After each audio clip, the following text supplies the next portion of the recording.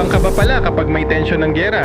Tapos may dalawa kang anak na parang naka-unlimited stamina. Kaya nung in-announce yung ceasefire mga 7 weeks ago, sabi namin ni Mrs., labas na tayo. Bago kami ang magka-civil war dito sa bahay.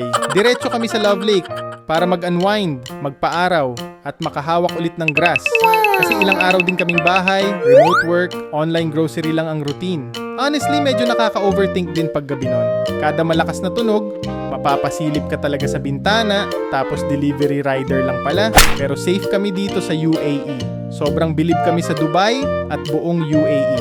From COVID, heavy rain, hanggang sa tension na. So, grabe yung resilience ng country na to. And honestly, sana matapos na talaga lahat ng giyera. Kasi sa ganitong situation, walang totoong panalo. Lahat may naaapektuhan, lalo na mga pamilya. Kaya thankful pa rin kami everyday na safe kami dito.